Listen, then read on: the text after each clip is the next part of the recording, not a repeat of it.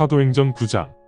그 당시 사울은 아직도 주님의 제자들을 적대시하고 여전히 협박과 살기를 내뿜고 있었는데 대제사장에게 가서 다마스쿠스 회당으로 전달할 편지를 작성해 줄 것을 요청하였다. 사울은 남녀를 구분하지 않고 다마스쿠스에 사는 그리스도교인들을 모두 결박하여 예루살렘으로 끌고 올 생각이었다. 사울이 여행을 떠나 다마스쿠스에 가까이 왔을 때 갑자기 하늘에서 빛이 나타나 사울의 주위를 비췄다. 그러자 사울이 땅에 쓰러졌는데 사울에게 음성이 들렸다. 사울아, 사울아, 왜 너는 나를 핍박하느냐? 사울이 물었다. 당신은 누구이십니까, 주님? 그러자 주님께서 말씀하셨다. 나는 내가 핍박하는 예수이다. 내가 감히 양치기 목자의 지팡이에 대항할 수 있겠느냐? 사울이 깜짝 놀라 떨면서 묻기를. 주님, 제가 어떻게 해야 합니까? 그러자 주님께서 사울에게 말씀하셨다. 일어나 시내로 들어가라. 그러면 내가 해야 할 일들을 듣게 될 것이다. 사울과 함께 여행하던 일행들에게도 음성이 들렸지만 말하는 사람이 보이지 않아 할 말을 잊은 채 멍하니 서 있었다. 그때 사울이 땅에서 일어나 눈을 뜨니 사울의 눈은 아무것도 볼 수 없었다.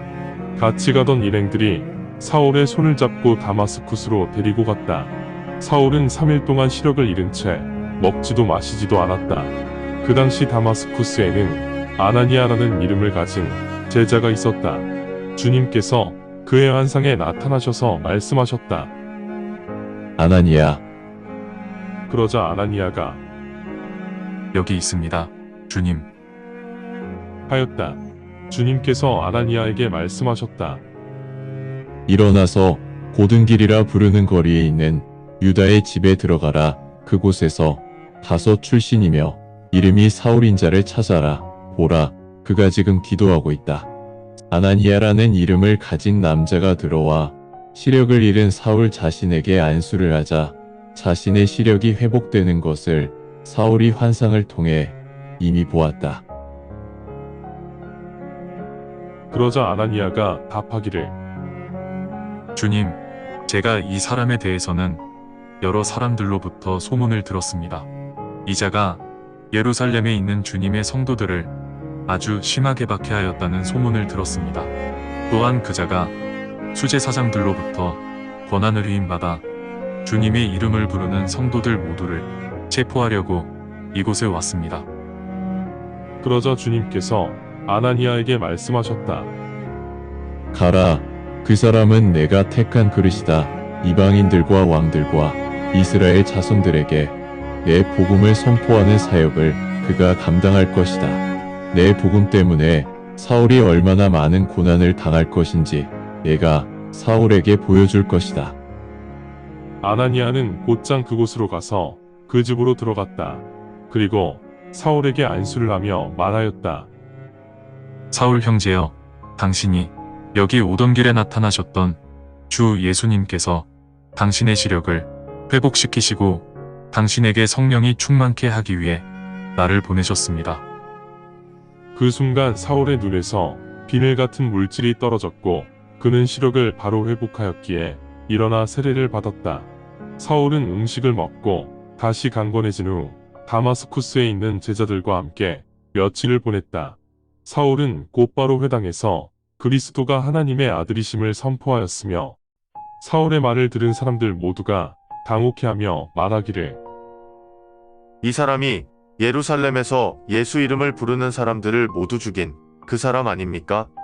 여기에 온 것도 예수 이름을 부르는 사람들을 체포하여 수제사장들에게 끌고 가려고 오지 않았습니까?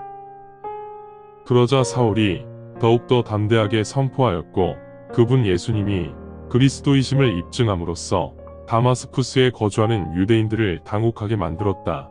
이제 시간이 많이 지나 유대인들이 사울을 죽이려고 계략을 세웠다. 유대인들이 밤낮으로 다마스쿠스 성문들을 지키면서 사울을 죽이려고 기다리고 있다는 것을 사울이 알게 되었다. 그러자 제자들이 사울을 밤에 데리고 나가 큰 바구니에 넣어 성벽을 넘어가게 하였다. 사울은 예루살렘에 도착한 후 제자들과 합류하려고 하였으나 제자들 모두가 사울을 두려워하였으며 사울이 제자가 되었다는 사실을 믿지 않았다. 그러나 바나바가 사울을 받아들이고 사도들에게 데리고 갔다. 그러자 사울은 자신이 어떻게 주님을 길에서 보게 되었고 주님께서 사울에게 어떤 말씀을 하셨으며 그가 다마스쿠스에서 예수님의 복음을 얼마나 담대히 선포하였는지 사도들에게 명백히 밝혔다. 사울은 그렇게 하여 예루살렘에서 사도들과 함께 지내면서 그들과 왕래하였다. 사울이 주 예수의 이름으로 담대히 선포하면서 헬라어를 사용하는 유대인들과 논쟁을 하자 그들이 사울을 죽이려고 하였다. 형제들이 이것을 알고 사울을 가이사랴로 데리고 간 후 그곳에서 다소로 보냈다. 그때 유대와 갈릴리와 사마리아 모든 지역에 있는 교회에 평강이 임하시어 교회들이 굳건하게 세워졌다. 성도들이 주님을 경외하는 마음으로 성령님의 의로를 받으며 동행하게 되었으므로 믿는 사람들이 급증하였다. 이제 시간이 지나 베드로가 전국 각지를 두루다니는 와중에 루다에 거주하는 성도들을 만나기 위해 내려왔다. 그곳에서 베드로는 애니아라는 이름을 가진 한 사람을 보았는데 그는 8년 동안 침대에 누워있던 중풍 환자이었다. 베드로가 애니아에게 말하였다. 애니야, 예수 그리스도께서 당신의 병을 고치십니다. 일어나서 당신 침상을 정리하시오. 그러자 애니아가 즉시 일어났다. 루다와 샤론에 거주하는 사람들 모두가 애니아에게 일어난 일을 보고 주님께로 돌아섰다. 요바에 다비다라는 이름을 가진 한 제자가 있었는데 그의 이름을 번역하면 도르가이다. 도르가는 선행과 자선을 많이 베풀었다. 그 무렵 그 여인이 아파서 죽게 되어 사람들이 그 시신을 씻겨 다락방에 안치하였다. 루다는 요바 인근에 있는 곳이기에 요바에 있는 제자들이 베드로가 루다에 있다는 소식을 듣고 두 사람을 베드로에게 보내어 지체하지 말고 바로 와줄 것을 부탁하였다. 그러자 베드로가 일어나 그들과 함께 갔으며 베드로가 도착하자 그들은 베드로를 다락방으로 안내하였다.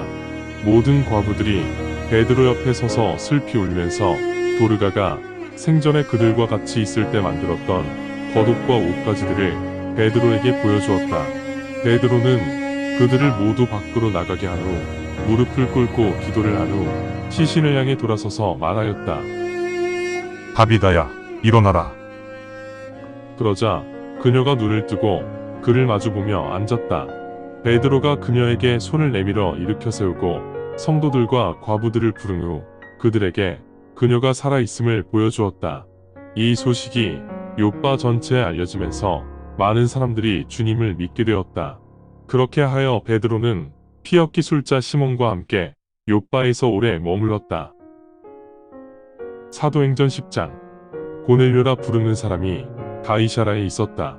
그는 이탈리아 부대라 부르는 군대의 백부장이었으며 독실한 사람으로 가족들과 함께 모두 하나님을 경외하고 사람들에게도 관대하게 자선을 베풀었으며 항상 하나님께 기도하는 사람이었다.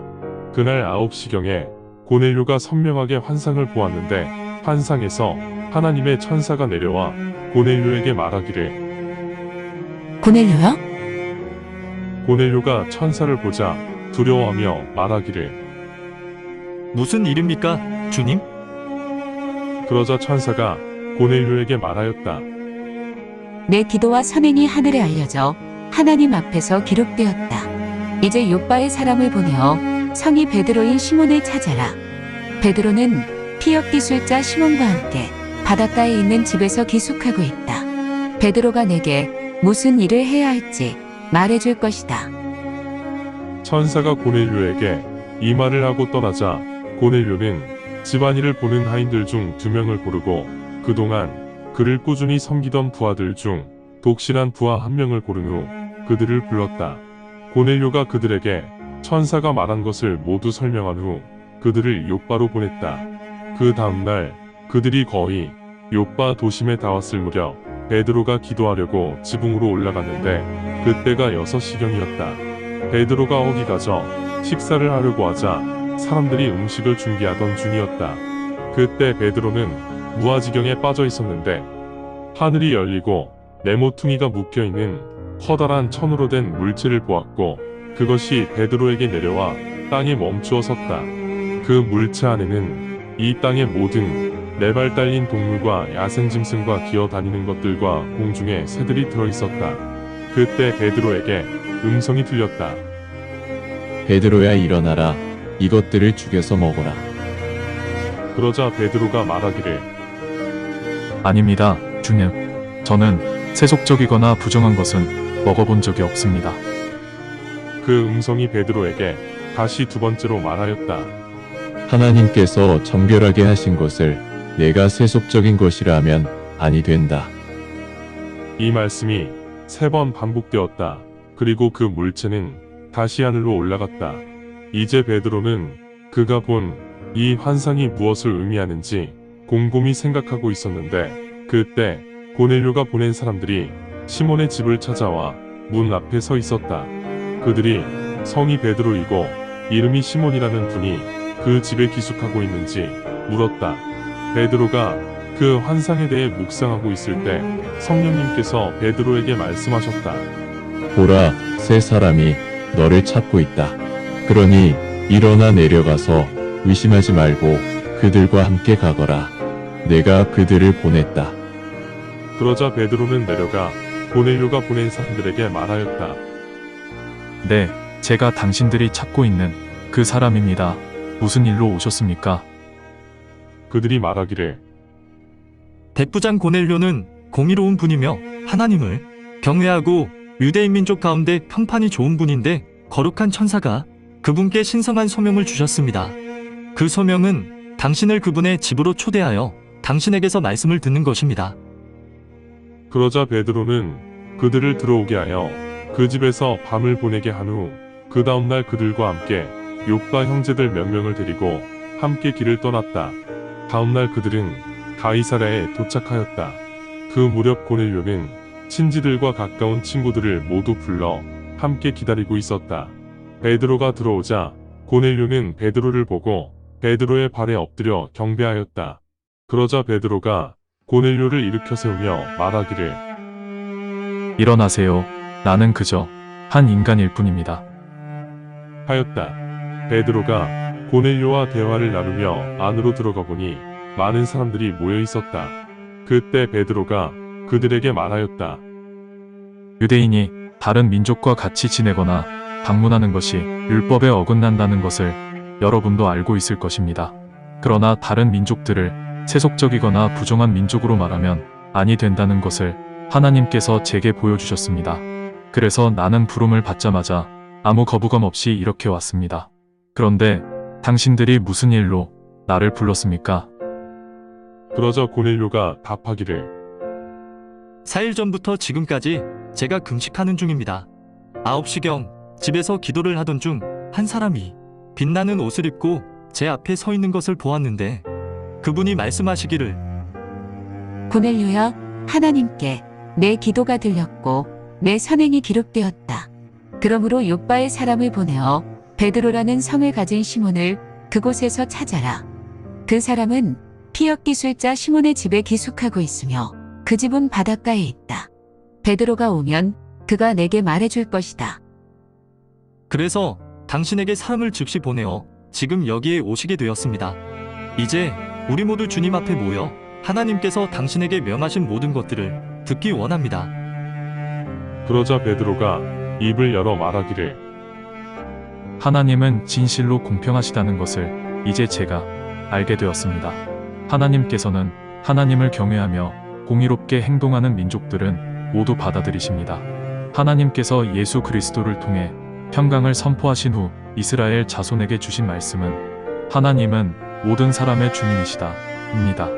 요한이 세례를 선포한 이래 여러분이 알고 있는 이 말씀이 갈릴리에서 시작하여 온 유대 지역에 선포되었습니다. 하나님께서는 나사렛 예수를 성령과 권능으로 기름 부으셨으며 그 예수님은 두루 돌아다니시면서 선을 행하시고 악마에 억눌려 있던 사람들을 모두 치유하셨습니다. 왜냐하면 하나님께서 예수님과 함께 하셨기 때문입니다. 그리고 우리는 그분이 유대 땅과 예루살렘에서 하신 모든 일들을 간증하는 증인입니다. 그런데 사람들이 그분을 나무에 매달아 죽였습니다. 3일째 되는 날 하나님께서 예수님을 일으켜 세우시고 살아계신 예수님을 보여주셨는데 모든 사람들에게 보여주신 것이 아니고 하나님께서 이미 택하여 놓으신 증인들에게만 보여주셨고 부활하신 후 우리에게도 보여주시어 우리는 그분과 함께 먹고 마셨습니다. 하나님께서 산자와 죽은 자의 심판자로 예수님을 세우셨음을 우리가 사람들에게 선포하고 이를 간증하라고 예수님께서 명하셨습니다. 모든 대언자들도 예수님을 간증하였으며 예수님의 복음을 통해 예수님을 믿는 자는 모두 죄사함을 받을 것이라고 증언하였습니다. 베드로가 복음을 선포하는 동안 성령님께서 그 말씀을 들은 사람 모두에게 임하셨다. 베드로와 함께 왔던 믿음의 할례를 받은 그 사람들 모두가 성령의 은사가 이방인에게도 임하시는 것을 보고 깜짝 놀랐다. 왜냐하면 이방인들이 방언을 하면서 하나님을 높이 찬양하는 것을 베드로와 같이 왔던 그 성도들이 직접 들었기 때문이다. 그때 베드로가 답하였다. 누가 이들이 세례받는 것을 반대할 수 있겠습니까? 우리가 받은 방식 그대로 성령님께서 이들에게도 임재하셨습니다. 그런 후 베드로는 주님의 이름으로 그들에게 세례를 주었으며 그들은 베드로에게 며칠 더 그곳에 머무를 것을 간청하였다. 감사합니다. 주님의 말씀입니다. 성경을 처음 접하는 분들에게 기존의 한글 성경은 항상 이해하기 어려운 책입니다. 그래서 영어판 NKJV 성경과 여러 주석과 참조문헌을 활용하여 내용을 전달하기 위해 쉽게 풀어 표기하였습니다. 성경을 듣고 읽을 때 주님의 영이 임재하기 원합니다. 택함을 받았으나 그 사실을 모른 채 아직 어둠에서 방황하고 있는 어린 양들이 이 동영상을 보고 들어 주님의 새 언약을 확신하고 소망함으로 하나님의 백성이 되어 주님의 나라에서 영원 무궁토록 권세를 누리며 살기를 간절히 원합니다. 아멘.